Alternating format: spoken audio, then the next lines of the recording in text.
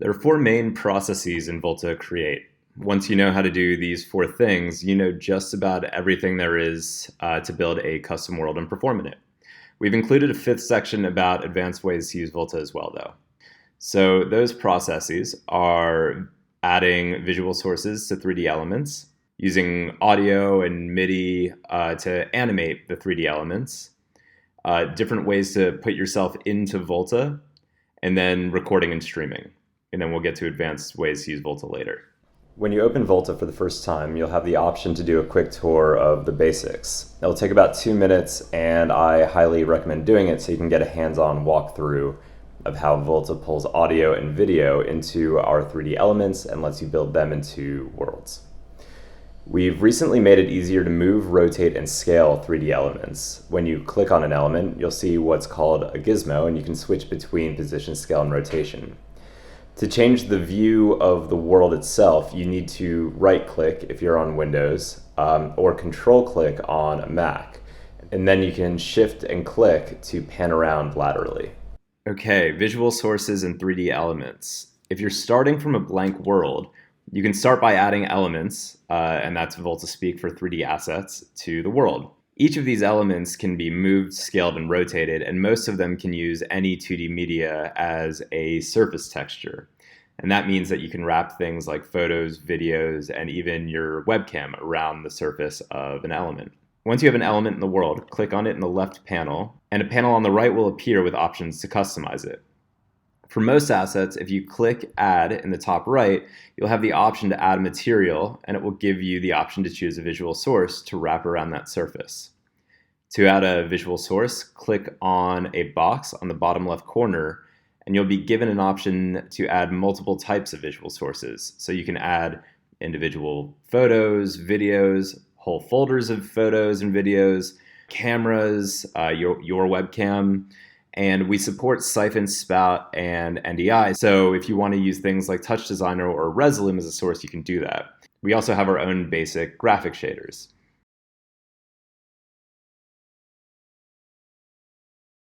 So choose a visual source, and then click on the element, and now set the visual source there.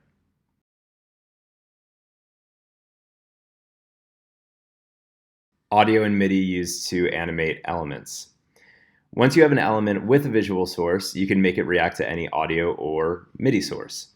Go to the behavior that you want to affect by clicking the link icon to the right of it, and you'll see a list of available inputs. By default, Volta will look for your microphone and give you that option parsed into a few different frequency ranges. For example, you can select the middle frequency range, and that will control the parameter. Once you've chosen an audio source, you can control the sensitivity and limits by clicking the down arrow on that parameter.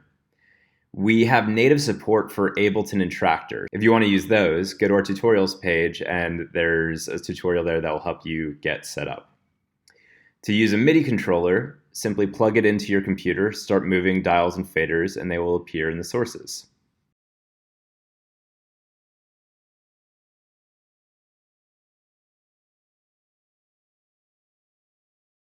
Okay, how to present yourself in Volta. There are a few special elements that can add you into the world in a more immersive way than simply wrapping your webcam around different 3D assets. The first is the chroma key element. With this element, you can effectively green screen or key out other color ranges so that you appear in Volta Create without any additional objects in the camera feed. Click Add and choose the chroma key element, then choose your webcam as a visual source. If you have something like a green screen or some sort of monochrome colored sheet, you can use that behind you, then find the color of the green screen or monochrome sheet by moving the color parameter. You might need to increase the chroma range a bit. So from there, you can actually use your body as a mask for other visual sources. For example, if I want this VJ loop to take the shape of me, I can choose it as a visual source and blend it over me.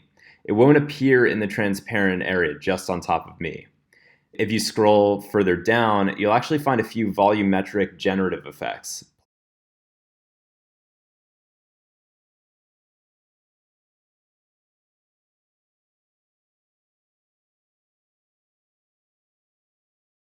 Next, we can use LiDAR, which has the same concept as the chroma key effect, but adds depth to it. To use LiDAR, you need to have one of the new iPhones or iPads with a LiDAR sensor. And you'll need to download our app that grabs the depth data and sends it to Volta Create.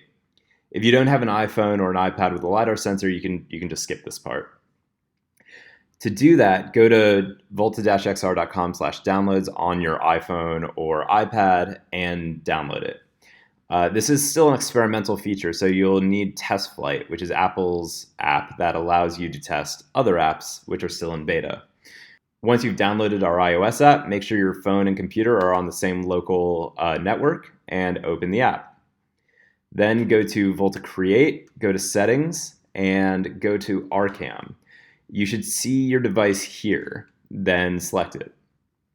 Go to the Elements library, click Artist Presence, and choose Volumetric Effects LiDAR. You should now see yourself in the scene.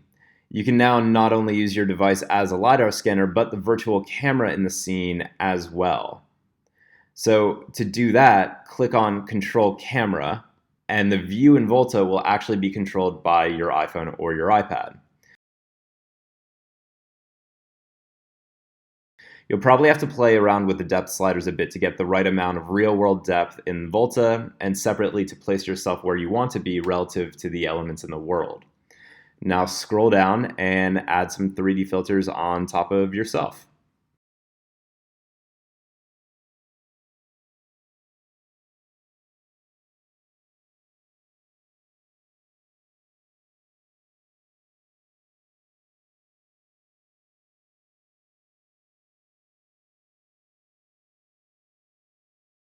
Okay, recording and streaming. Once you've built a world and linked it to your audio performance and are ready to either stream or make a video recording, you can go to the Perform tab. If you want a more cinematic representation of your performance, click on Director's Cut mode in the bottom left corner. This will give a variety of camera angles. Some are moving or panning shots and some are just static. If you are ready to record a video, simply click on the Record button, and Volta will render and record a video simultaneously. When you click the button again, the video will be saved to your desktop. You can also choose your own folder by clicking on the cog icon and then choosing where you want to save the recording. If you want to stream to, say, Twitch or YouTube or Mixcloud, you can click on the cog icon and input your RTMP stream key and URL, just like you would in OBS. Then click Start Stream, and you're good to go. If you want to send Volta to OBS and stream from there, you can do that as well. Just click on the Output to Siphon box, and it will appear as a source under Siphon in OBS. Here are some advanced ways to use Volta. So we've come up with a hack using Ableton's automation lanes to provide a similar ability to give deliberate control to Volta elements over time, similar to how you would keyframe in Adobe After Effects or Adobe Premiere. First, you'll need to go to volta-xr.com/downloads and grab our Max for Live devices. Then open Ableton and add our Max for Live master device to your master channel. Add a blank audio effects rack to a track. Go to the master channel and map the macro dials.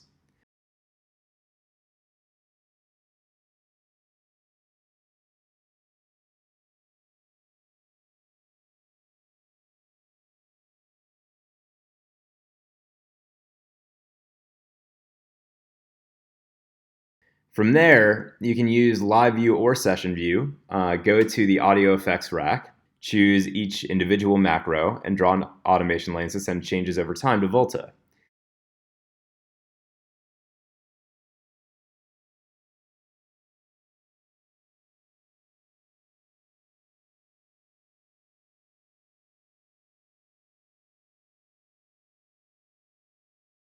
You might have to go back to the master device, click the cog button, and then click Reload VC if you're not seeing it appear the first time. If you go back to Volta, click the link icon on a behavior, you'll see the macros appear.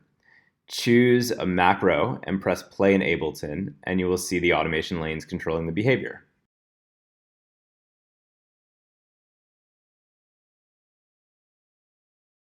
We've added some really interesting ways to combine, blend, and mask your visual sources. For example, I turned this Beeple video into 2 different 3D elements in about 20 to 30 seconds each. Our engineer Toby has made a tutorial that walks you through how to get as much creativity out of these new features as possible. Click the link in the description below to check it out. We've just built a new audio engine into Volta, which will help you on a few different fronts. First, there is much more refined audio analysis. So if you run your microphone or a mixed down stereo audio track, you'll see much cleaner translation of your audio input into a visual output.